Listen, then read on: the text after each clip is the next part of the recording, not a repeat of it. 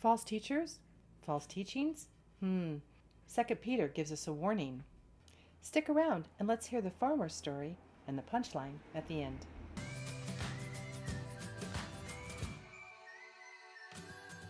Welcome to Keeping It Real with GmaJo in faith and in truth. There's a farmer's story about apple magnets. Ugh. What they do is they lay their eggs just under the skin, and then they destroy the apple from the inside out. Once it is rotten, it falls to the ground, and those nasty bugs burrow into the ground, later become flies, and start it all over again, and the next apple, in destroying it from the inside out. I share this story as an analogy of the deception of false teachers or false teachings. Let's see what 2 Peter 2:1 has to say. But false prophets, also among the people, just as there will be false teachers among you, who will secretly bring in destructive heresies, even denying the master who bought them, and bringing upon themselves swift destruction. The scripture is referring to just like back then with the false prophets.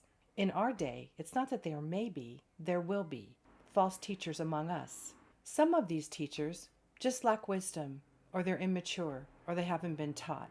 But some of them are purposely deceptive. The first thing to note is that it will come alongside, or it will add to truth. Truth plus. Let me read a few examples of that. God's grace is not enough. Add works. The Word of God is not enough. Add their own new revelation. Being completely wretched, full of sin, full of self is not enough. Add need to become the best you can be. Jesus is not enough. Add other gods, man, self, or some other way to salvation. Let's go on to verses 2 and 3. And many will follow their sensuality, and because of them the way of truth will be blasphemed. And in their greed, key word, greed, they will exploit you with false words. Their condemnation from long ago is not idle, and their destruction is not asleep. Their conduct is corrupted with sensuality, loss of control over one's passions. They blaspheme or no longer respect the truth. Their motives are greed, exploiting others, and lying, and sadly, scriptures say, many will follow. 2 Timothy 3:2 does a good job of defining the world. However, I believe that these can be used to also define false teachers or false teachings. People will be lovers of themselves, lovers of money, boastful, proud, abusive, disobedient to their parents, or I might suggest disobedient to authority, ungrateful, ungodly. Ask these questions. Do they love the spotlight, the attention? Do they love money? Are they boastful and proud? Do they come under any authority, or do they consider themselves the ultimate authority? Do they always want more? And do we eventually find out, often, that their lives are unholy? Lastly, false teachers or false teachings will redefine liberty as a license to really do whatever feels good to each person. As in the beginning, the ultimate deceiver starts with, "Did God really say?" And you fill in the blank. If you hear these things, and here's a list: God, the creator of everything, the truth of his word, Christ, or the Holy Spirit, being disrespected, defamed, twisted, or added to. If the focus is on the production or the person or some new revelation.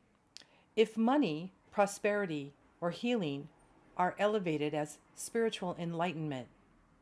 If liberty is redefined as freedom from accountability.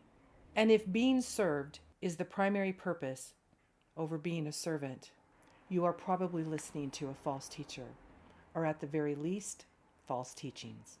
Why is this so important? Well, let's continue to verses 4 through 10.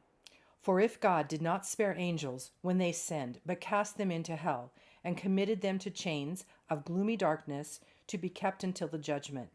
If he did not spare the ancient world, but preserved Noah, a herald of righteousness, with 7 others, when he brought a flood upon the world of the ungodly.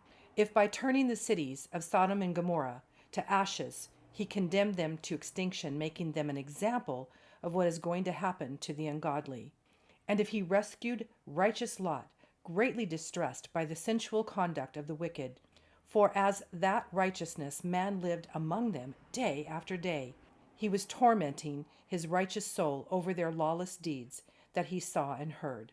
Then the Lord knows how to rescue the godly from trials, and to keep the unrighteous under punishment until the day of judgment, and especially those who indulge in the lust of defiling passion and despise authority. God has a serious warning against false teachers, and these teachers claim a false sense of freedom, a false sense of liberty.